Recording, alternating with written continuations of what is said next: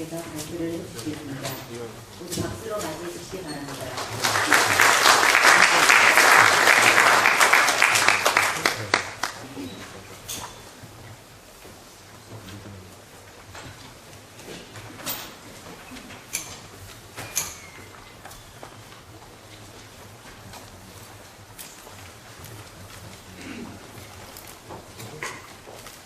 방금 소개받은 임창복입니다. 제가 오늘 이 토픽을 갖고 나온 데 대해서는 최근에 한옥이 여러 관심을 가지면서 얼마 전에 보니까 어떤 외국인이 신문에 기사를 하나 아티클을 쓴 게 있는데 한옥이 세계적인 한류라고 할까 경쟁력 있는 상품이 될 수 있다 이런 주장을 한 게 신문에서 얼마 전에 본 것 같습니다. 그렇지만 이게 한옥을 지금 또 최근에 어떤 경향으로 보면 나름대로 또 다른 분야가 그렇듯이 상당히 전통 지향적인 이런 이제 추세도 또 없지 않은 것 같아요. 그런데 이제 이 주제가 함축하고 있는 것은 한옥이 살아있는 오늘의 주택이 되기 위해서는 오늘의 생활을 담고 오늘의 문제를 해결할 수 있는 그런 한옥이 되어야 이게 또 생명력 있는 거주 공간이 되지 않는가 아마 이런 아마 취지에서 이게 발제되지 않았나 이런 생각이 있습니다. 그래서 아마 그런 문제를 해결하려고 하면 결국은 어떤 한옥의 형식의 다양화라고 할까요? 그리고 도시화라고 할까요? 아마 이 두 가지 주제에 대해서 이 한옥이 어떻게 해야 되는가 하는 부분을 이제 고민해야 되는 시점이 되지 않았나 이런 생각을 하고 있습니다. 이제 그런 두 가지 주제에 대해서 뭔가 그래도 조금은 참고 자료가 되지 않을까 해서 우리의 과거 근대 한옥에는 과연 어떤 변화가 있었는가 이것을 살펴봄으로 해서 뭔가 조금은 실마리를 찾을 수 있지 않을까 해서 오늘 이런 토픽을 가지고 나왔습니다. 제가 말씀드리려고 하는 것은 선교사 주택하고 이 선교사 주택은 한양 절충식 주택입니다. 그리고 이제 이 근대 한옥, 오늘 얘기하려고 하는 근대 한옥이라든지 도시형 한옥, 여기에 대해서 이제 이 설명을 하면서 제가 생각하는 어떤 결론을 간단히 전달해 드리고자 합니다.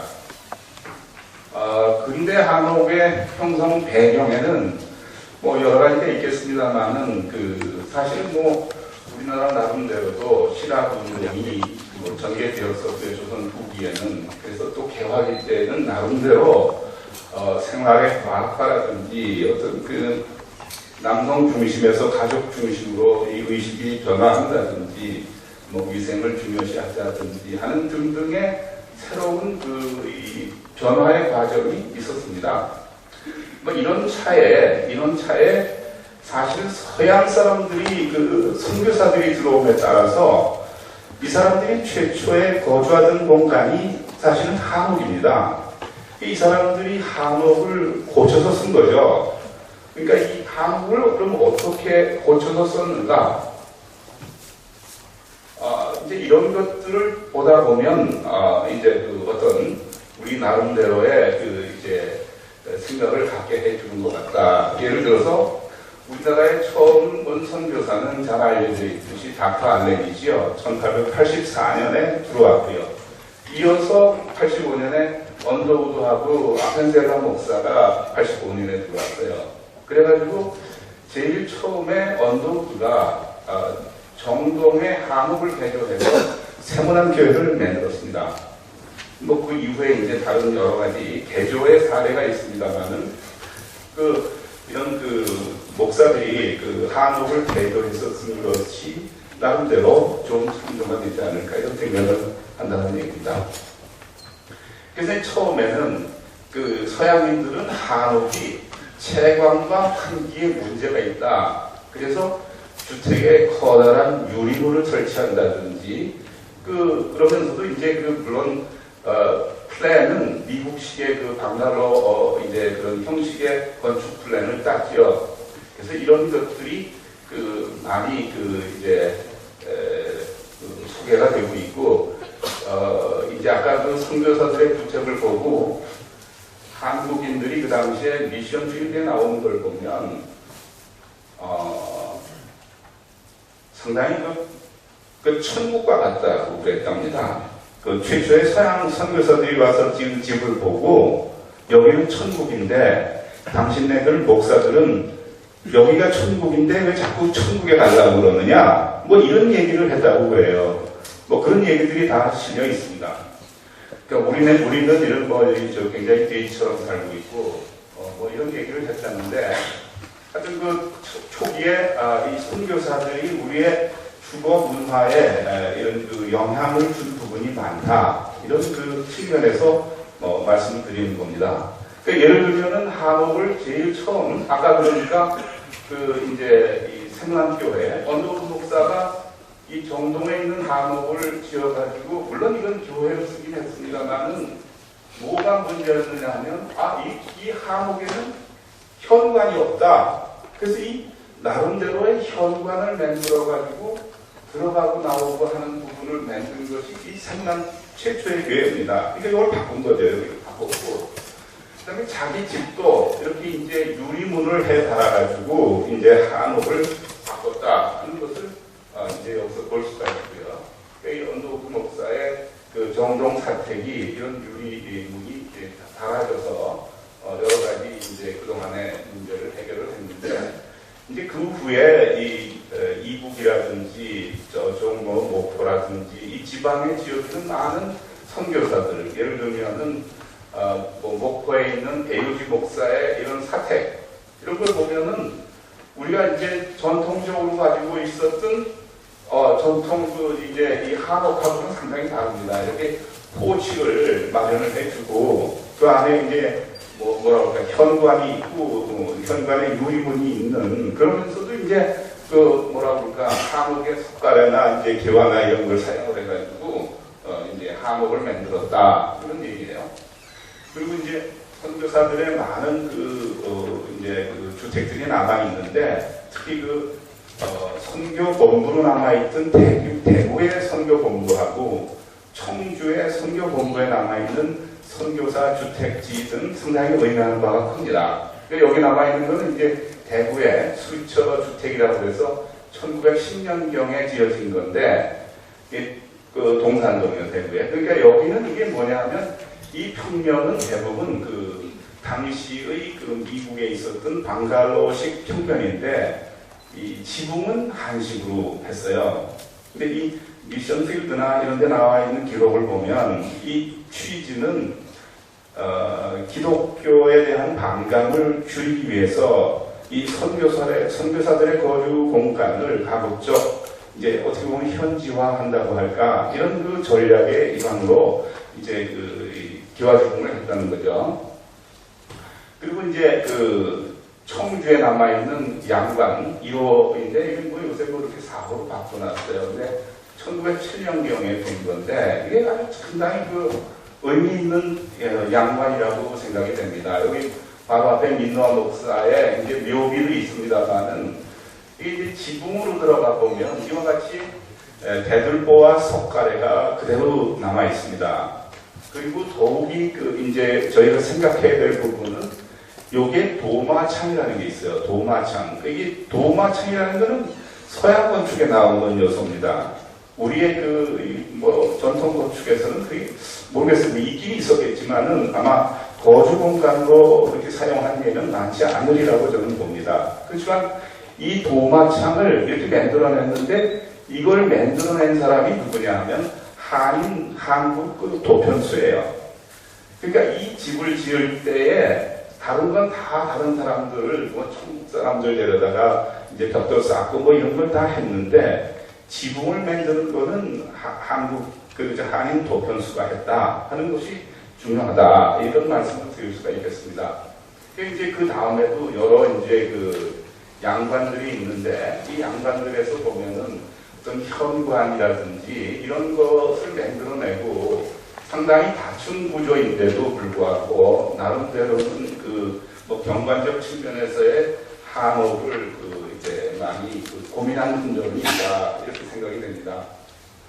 그래서 이제 처음에 보여드린 이 선교사 주택의 한양 절충식이라고 하는 것이 그 취지야 어쨌든 뭐 선교사들의 목적에 의해서 발전되었긴 하겠지만 그런 그 주택이 들어옴으로 해서 그것이 우리의 전통 한옥, 당시로 보면 재래 한옥에도 나름대로 충격을 주고 영향을 주었을 것이다 이런 생각을 합니다. 그러니까 이제 구체적으로 보면은 뭐 박공 식지붕이라든지 현관 출입 형식이 이게 필요하다. 또는 뭐 여러 가지 난방 방식도 이제 뭐 벽난로라든지 라디에이터라든지 뭐 이런 게 있고 특히 그 입식 생활이 저런 속에서 이제 가능한 거 아니었습니까? 그러니까 저희도 요즘 보면은 한식을 마련을 하되 이 입식 공간화에 대한 요구가 없는 건 아닐 겁니다. 제가 가본 요즘에 계량식 한옥에 보면 나름대로 식당 공간이라든지 거실 공간의 입식화가 상당히 중요한 문제로 다뤄지고 있는 걸로 알고 있습니다. 그래서 이제 근대 한옥이죠. 이제 본격적으로 우리의 근대 한옥이 나타나는데 근대 한옥에 대한 정의는 사실 보셨습니다만은 뭐 저 자신은 이 연구를 해오면서 어떻게 보면은 뭐 개항 이후부터 광복 이전까지의 그 한옥을 기본 구조로 해서 뭐 외래와의 어떤 습합 과정에서 발전된 형식의 주택을 근대 한옥이라고 저는 정의하고 뭐 이렇게 있습니다. 근데 이제 한옥에 대한 정의가 많지만은 신영훈 선생이 일찍이 한옥의 특징은 구들과 마루의 접합에 있다 이런 말씀을 하신 적이 있는데 사실 아까 본 선교사 주택은 원도는 없는 거죠. 그러니까 어떤 의미에서 보면 한옥이라고 볼 수는 없겠죠. 그래서 이제 가식 생활을 또 위한 마루가 없다 이런 면에서는 아까 그런 한옥은 아닌데 우리의 한옥이 어떻게 그러면 변화하는가 하는 측면에서 보겠습니다. 그래서 이제 서울지방에 김홍기가옥이라고 이제 나타난 게 있는데 여기서 보면 이게 삼청동 소재에 있었어요. 근데 이게 보면 뭐 리을자로 이렇게 나타나고 해서 과거 것하고 같은 것 같은데 이 상당히 달라지는 거는 이렇게 이 골목이 있었어요. 골목이 있는데 골목의 면에서 이렇게 건물의 몸체가 직접 연한 거죠. 이렇게. 그러니까 사실 어떻게 보면 안방인데 여기가 안방인데 물론 여기서 보면 안에 여기가 안방이죠. 이게 안채고요. 근데 사실 어떻게 보면 그 도로까지는 아니지만 골목에 안방이 면해 있는 거죠. 그러니까 굉장히 의식이 달라진 개념이라고 볼 수 있겠죠. 그리고 이제 그 유리물을 썼다든지 또는 뭐 이런 뭐라고 할까요? 팻마루지만은 이제 방과 방 사이를 이동할 수 있는 통로가 발달되는 것을 볼 수 있습니다. 이 통로가 발달된다는 것은 각 방의 프라이버시를 확보하기 위해서 자연스럽게 나타나는 현상 중에 하나입니다. 그런데 뿐만이 아니라 이태원 가다오 성북동에 있는 거 1900년대의 거를 가보면 아주 재미있는 공간이 있는데 그 중에 하나가 물론 공짜 집이고 뭐 이런 게 있는데 중요한 게 이렇게 안방이라고 할까? 이 안방이 잘 보시면 그 바깥에 루마루가 있어요. 사실은 전통 한옥이라 전통에서 보면 여성 공간인 안방하고 남성 영역인 루마루하고는 제일 멀리 이렇게 떨어져 채로 분리되어 있었던 건데 여기서는 이렇게 붙여서 지었습니다. 그러니까 이건 뭘 의미하느냐면 이제 우리의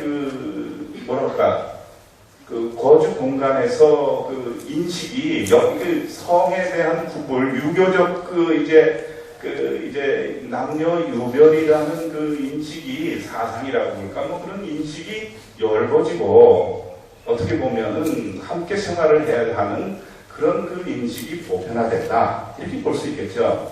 그러니까 이게 그래서 가능한 거 아니겠습니까? 그래서 이제 이게 재미있는 거라고 보는 거는 바깥에서 보면 이렇게 어떻게 보면 옛날 사랑채처럼 보이는데 이게 남성 영역이죠. 루마입니다. 이게 마루. 근데 이제 이게 마루인데 문만 딱 열면 여기가 안방으로 되어 있습니다.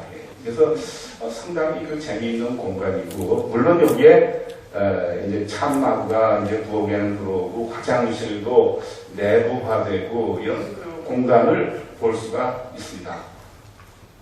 도정궁 경원당 같은 곳에 가도 굉장히 재미있는 게 있는데 1914년입니다만은 이게 여기 보면은 이렇게 그 아주 그 토치가 굉장히 그 멋있게 달려 있고, 제가 보기엔 뭐 이걸 꼭 무슨 외국 거라고 못 받아들인다는 것도 상당히 그 좀 편협한 생각 아닌가 이런 생각이 듭니다. 왜냐하면 이렇게 꽃을 만들어서 여기다 현관을 만들었어요. 그러니까 우리의 전통 한옥엔 현관이었거든요. 그러니까 여기서 신발 벗고 들어오는 거예요. 여기 보면 현관문을 들어오면 여기서 신발 벗고 여기 올라오는 거죠. 그러니까 물론 그렇다고 해서 대청마루에서 나가는 거를 막은 건 아니에요. 대청마루에서도 나올 수 있어요. 대도 입구에서 나올 수 있는데, 그렇더라도 포멀한 그 어떤 정식의 그 집의 진입은 이쪽 그 현관으로 가게끔 이렇게 그 마련한 사례를 볼 수 있습니다. 그리고 이건 한동안 요새 한시댁이라고 그러는 것 같은데, 한동안 산업은행 관리가옥이라고 있었습니다. 근데 한옥 중에는 가장 멋있게 남아있는 그 사례 중에 하나라고 생각이 되는데요. 이것도 보면 굉장히 근대적인 그 어떤 사고가 이제 들어가 있는 그 한옥입니다. 예를 들어서 이 골목이 있는데 대문이 있고요. 이 골목에서 직선을 이루어서 현관이 있어요. 그러니까 대문하고 현관을 직선으로 연결하고 문을 들어가면 직선으로 이렇게 또 내부 통로가 되어 있어요. 그러니까 굉장히 축선이 강하게, 이런 그 축선이 강한 것은 우리의 전통 한옥에서는 보기 어려운 그 이제 계획 방법입니다. 그래서 이게 뭐 좋다 나쁘다 이런 거 이전에 이런 게 그 이제 지어졌고, 이제 접객 공간이라고 할까, 남성 영역이 이쪽에 달려 있으면서 그것이 자연스럽게 암시하고 연결되는 뭐 이런 게 이제 쪽문이 있죠. 그래서 이렇게 그 이제 마련한 이 그들의 어떻게 보면 1920년대의 그 열린 생각이 있었다. 그건 90년 전에도. 그러니까 우리가 어떻게 새롭게 한옥을 만들어야 될까 할 때에 뭐 너무 이렇게 그 편협하게만 생각하지 말자. 이 한옥은 사실 한동안 요즘도 그러리라고 생각합니다만은 외국에서 사람들이 왔을 때는 제일 자보고 싶은 그 이제 그 한국식 주거 공간으로 명성이 있었던 것으로 알고 있습니다. 그 다음은 그 미니투 가옥하고 정준수 가옥인데요. 정준수 가옥인데, 이거는 그 박길영, 건축가 박길영이 그 설계한 것으로 알려져 있습니다. 이게 중요한 거는 이렇게 공짜집이긴 한데, 여기 이제 현관이 달려 있고요. 현관이 이제 한옥인데 달려 있습니다. 근데 더 재미있는 건, 물론 요즘에 난방 방식이 이제는 좀 다르긴 하겠습니다만은, 이 밑에 이제 그 뭐라고 할까, 이동할 수 있는 그 구를 요 팻마루 밑에다가, 파가지고 이것이 주방으로 연결이 되는 거죠. 주방으로 연결이 돼서 주방에서 이렇게 왔다 갔다 하면서 소위 말하면은 온돌의 불화공을 관리를 했어요. 그러니까 옛날에는 그 온돌이라는 것이 굉장히 관리하기가 어려웠었습니다. 그래서 이게 과거와 같이 뭐 바깥에서 불 떼고 이러는 게 어려우니까, 비 오는 날이라든지 겨울에 어려우니까 이런 식으로 그 개량했었다 하는 것을 여기서 볼 수 있고요. 저희가 이제 2층 한옥도 사실 많이 남아 있습니다. 지방에도 남아 있고 서울에도 있고요. 그러니까 아까 어떤 형식에 대해서 뭐 우리가 뭐 2층 한옥이 없었던 것으로 생각하는 것은 그건 또 맞지 않는 생각이다. 이런 생각이 들고, 더욱이 요새 이제 온돌 시스템이 뭐 전기 온돌이라든지 뭐 여러 가지 그 보다 간편한 온돌 시스템들이 있기 때문에 아마도 2층 구조화가 생각보다는 훨씬 쉬워지지 않았을까 이런 생각도 합니다. 이게 윤상석 가옥인데요. 여기서 재미있는 거는 2층으로 올라다니는 계단을 어디다 놓느냐 하면 여기 바깥에 있는 툇마루에서 이렇게 올라가게, 거기서 올라갑니다. 이 바깥에서 올라가게 해서 안에는 이제 이렇게 그 서큘레이션을 하는 방을 두는 이런 방법으로 2층 주택을 해결을 했습니다. 이건 그 약간은 좀 뒤떨어진 얘기인지 모르겠습니다만은 이 전라북도의 함라에 가면 이렇게 그 사랑채하고 안채 이런 것들을 바깥에서 보면은 뭐 이게 커서 이게 큰 한옥으로 보이는데 이게 내부로 가보면 이렇게 꽃담장으로 해서 싹 나누고 또 내부로 가면 이렇게 서로 통로가 있어요. 통로가 있어가지고 둘이 이게 남성 영역하고 어떻게 보면 여성 영역이라고 그럴까 전통적으로 그것이 연결이 사실 되어 있어요. 이런 사례는 굉장히 많습니다. 뭐 꼭 여기만 있는 게 아니라요. 그러니까 이제 이 1920년대에는 이렇게 그 남성 영역과 여성 영역이 더 이상 그렇게 분리되는 걸 짓지 않았었다 하는 것을 알 수 있습니다. 그 전주에 가면 있는 이 학인당도 굉장히 여러 가지를 보여주고 있는데 그 중에서 하나가 이 지붕 구조의 어떤 지붕 공간의 그 이제 거실화라고 할까 지붕 공간을 이 앞뒤로 이렇게 창문들을 아까 그 선교사 저희 주택에서 공식으로 그 채광과 어떤 그 이제 환기를 위해 가지고 지붕 구조 여기 지금 사진을 못 가져왔습니다만 굉장히 큽니다 이게. 왜냐하면 이 점점 그 이 밑에를 겹집화하면 할수록 여기서 나오는 한옥 물매에 의해서 형성되는 지붕 아래 공간은 굉장히 큽니다. 그러니까 이 부분에 대해서 어떻게 이걸 쓸 것인가 하는 것도 아마도 중요한 그 이제 과제가 아닌가 이런 생각이 되고 그러다 보면 아마도 입체적으로 보면 이런 부분이 고민이 돼야 될 부분 아닌가 이런 생각이 듭니다.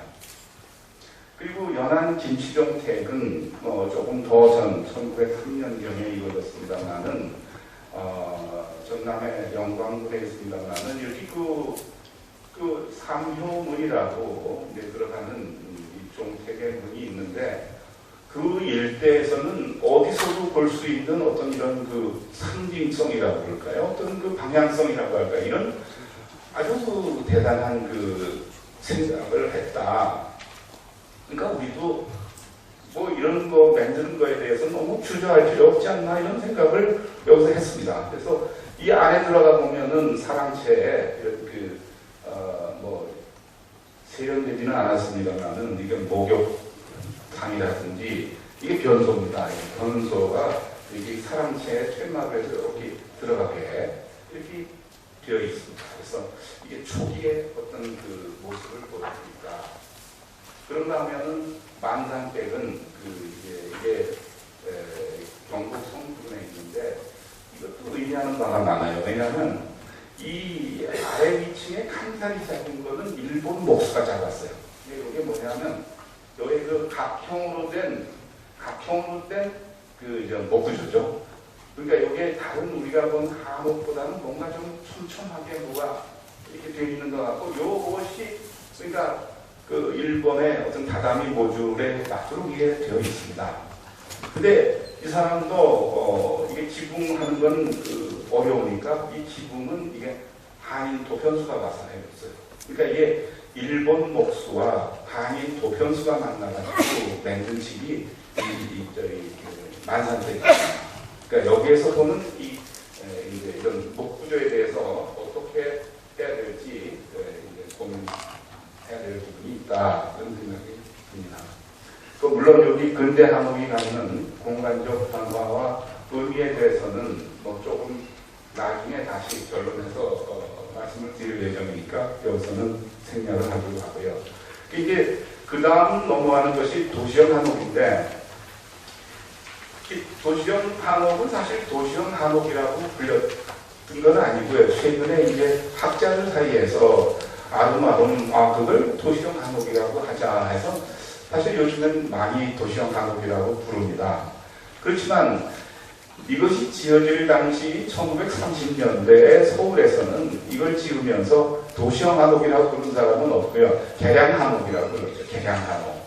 근데 이제 이 계량 한옥이 나타나게 된 그 이제 배경은 뭐 물론 뭐 개화 사상도 있고 뭐 이런 여러 신문에서의 관련된 그 생활의 낙후성을 좀 뭐 이렇게 좀 개선하고자 했는데 이 뭐라 그럴까 이 생활 개선 운동과 주택 개량 운동이 특히 1920년대 말서부터 있었던 뭐라 그럴까 이런 개선 운동이 개량 운동이 아마도 많은 그 이제 영향을 준 거는 틀림이 없을 겁니다.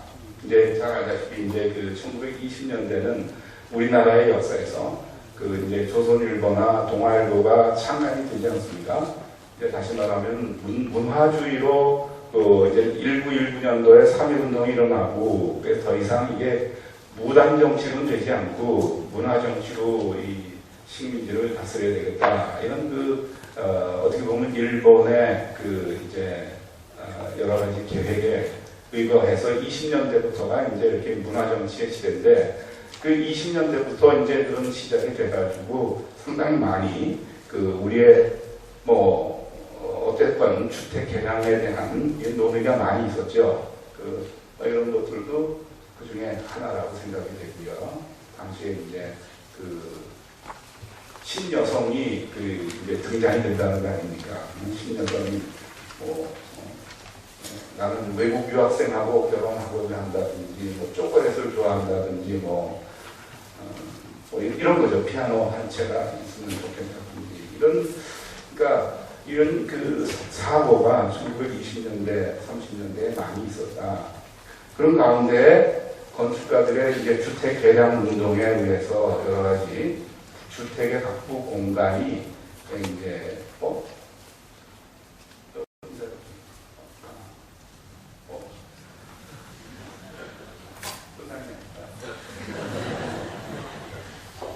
여기가 좀 중요합니다. 여기가 그래서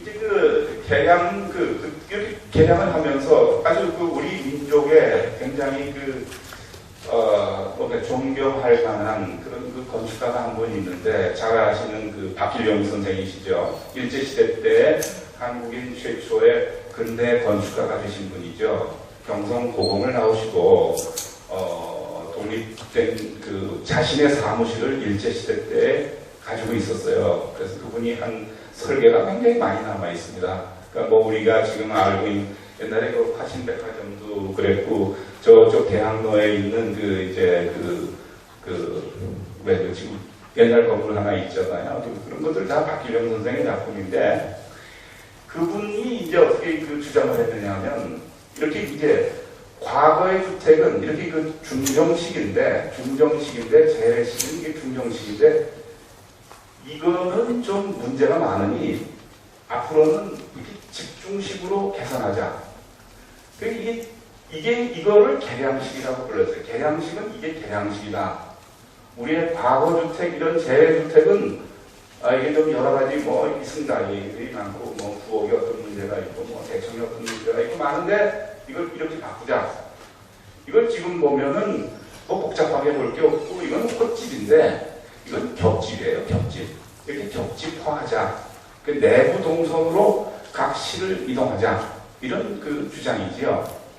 근데 이제 이렇게 주장을 했는데 실제로 집장사들은 그렇게 하지를 않고 거기서 개량이라는 용어는 따와가지고 이게 그 개량 항목이다. 그러니까 개량, 아까 어떻게 보면 엘리트 건축가들이 얘기한 개량은 사실은 집중식 평면으로 가자 이런 얘기였는데 실제로 그 사회에서 이제 이렇게 그 업자들이 소위 말하면 만들어서 팔고 판 거는 이걸 개량 한옥이라고 해서 저기 안암동이나 신설정이나 이런 데에 한옥이 대량으로 뭐 이 시내에서도 물론 당연히 저희 지어지기도 하고 그랬습니다만은 그 대량으로 그 지역에서는 지어졌어요. 특히 뭐 보문동 이런 데에는 뭐 20채, 40채 막 이런 그 대량으로 공급이 되고 상품으로서 판 거예요. 이 당시에도. 그러니까 그 이전과 이 시대는 매우 다른데 그런 그 주택을 만들었던 시절이 이 개량 한옥의 어떤 그 서울의 대량 한옥의 역사로 보면 되시는데, 이 평면의 특징은 여기에 나와 있듯이 경기 지방에 이런 옷방 꺾음집이라고 있어. 옷방 꺾음집이라는 게 요 코너에 안방을 둬가지고 여기서 이렇게 바깥을 내다볼 수 있는 건데, 거기에 일자형의 문간체가 달린 그런 것이 가장 원형으로 보이는데, 그것을 서울의 개량 한옥 또는 도시형 한옥이라고 생각을 하시면 됩니다. 그래서 이제 여기에 뭐 여러 가지 공간적인 거를 지금 설명드리긴 그런데, 초기에는 이렇게 사람이라는 게 있어가지고 그 옆에 뭐 마당까지는 아니래도 그게 별도의 코너가 있고 그랬는데, 이것이 점점 없어지고 나중에는 이제 안마당으로 통합이 되는 그런 과정을 볼 수 있습니다. 이런 한옥은 사실 60년대에도 지어졌었어요. 60년대 그러니까 교회 지역, 그러니까 당시로 보면 휘경동 이런 데들이 이제 그 교회 지역이었는데, 거기에 이제 뭐 많은 한옥들이 지어졌는데, 이 도시형 한옥의 그 특징은 이 부분이라고 저는 생각합니다. 이런 부분들, 공간들. 뭐냐면, 마루에서 보면, 대청마루에서 보면 고창이 있어요, 고창. 이 고창은 어떤 용도냐 하면, 이게 그 마당에서 이렇게 바람이 이걸 열어두어야 여름에 이 환기가 돼요. 통풍이 돼요. 이걸 막아두면요, 이 안에가 더워서 이 마루가 시원하지 않아요. 그 대신 이걸 고창으로 마련을 했기 때문에 여기서 여기를 들여다보지 못해요. 아이들은 절대 들여다보지 못하게 하고, 저도 이런 한옥에서 옛날에 보문동 한옥에서 자랐는데, 여기 뭐 궁금하기는 하고 해서 이렇게 넘겨다 보려고 그러면 야단 많이 맞았어요. 그러니까 뭐냐면 남의 집 보지 말아라 뭐 이런 저기죠. 이제 이런 것들이 여기 이제 쭉 가회동의 한옥 주거지를 이렇게 보면 뭐 다른 저기보다는 도시화 과정에서 보면 사랑마당이라든지 행랑마당 이런 건 이제 다 사라지고 점차 안마당 중심으로 가족 생활의 공간이 마련되고 있는 것을 볼 수 있고요. 이 보문동의 한옥 주거지는 굉장히 의미가 깊다고 생각을 하고, 오히려 일본의 건축학자인 니시야마 같은 사람은 이것이 한국형 도시주거지라고 이렇게 아주 굉장히 치켜 세우는 그런 이제 글이라고 할까, 자기 책도 나와 있는 게 있는데, 이게 뭐냐면 맨 처음에 이거를 이제 토지구획 정리 사업을 한 거는 이게 일본 사람들이 한 거죠. 1930년대. 그래서 토지구획 정리 사업을 할 때 이 블록의 크기가 요 폭이 한 40m 돼요. 요거는 한 80m 돼요. 그러니까 요 40m 되는데 여기에 배할선은 여기 있었고, 그러니까 20m, 20m고 중간에 있는 선은 없었어요. 그러니까 이 폭은 10m, 깊이가 20m인 획지를 구획을 해가지고 판 거예요. 왜냐하면 그렇게 해야 여기에 마치아를 짓고 산다. 그러니까 일본식 집은 주택이 폭은 좁고 깊이가 깊지 않습니까? 그러니까 이렇게 해서 이 사람들이 마치아를 자연스럽게 짓고 살도록 이거를 획지를 그렇게 해서 팔았어요. 그래서 이 사람들이 지금도 자랑스럽게 얘기하는 거는 한국의 저 신설정리 안함도 이거 자기네들이 다 구획정리한 거다. 이러고 이제 어느 날 한국에 와서 본 거예요. 그러니까 한국 사람들이 마치아를 짓고 산 게 아니라 그 학자가 보니까 한옥을 이렇게 짓고 살더라 이거죠. 그러고 가서 보니까 이것도 굉장히 의미가 있어 보인다. 그러니까 어떻게 보면 이렇게 사도라고 할까, 이렇게 진입로를 서로 이렇게 양보해서 내가지고 이런 별도의 진입로 공간이 생겨나게 됐어요. 근데 이런 것들을 그 사람은 하여튼 한국형이다. 이렇게 해서 이걸 보시면은 이게 그 진입로가 이게 사도죠. 사도가 어린 아이들이 놀기 좋고 뭐 이런 이제 공간이 새로 났고요.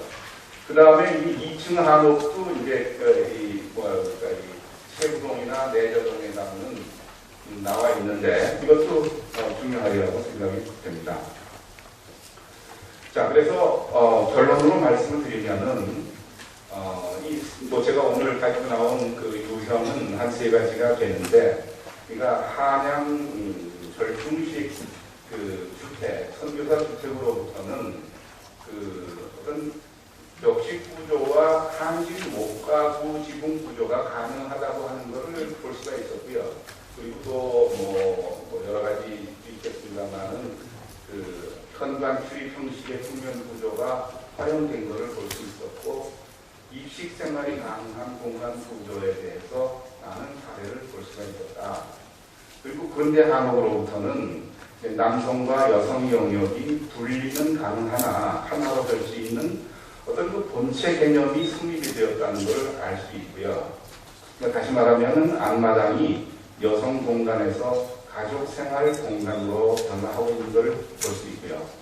그리고 2층 주택의 가능성도 뭐 여러 가지가 근대 한옥으로부터 저희가 이제 배울 수 있다고 생각됩니다. 특히 도시형 한옥으로부터는 이것이 연립형 단독주택이며 융통성이 있는 문간체, 그리고 당시의 벽돌, 유리, 한석 등 당시로서는 새로운 재료가 응용된 주택이라는 것, 그리고 공간도 그 수평 끼창이라든지 딱지 소로가 등장이 되는 등 전통 한옥과는 사실은 다른 그런 합리적 개선이 이루어진 그런 그 이제 이 주택이었다는 점을 이제 염두에 두시면서 우리의 오늘의 문제를 생각하는데 조금은 그 참조하는 자료가 되었으면 하는 바람을 가지면서 저희 그 강의를 마치도록 하겠습니다.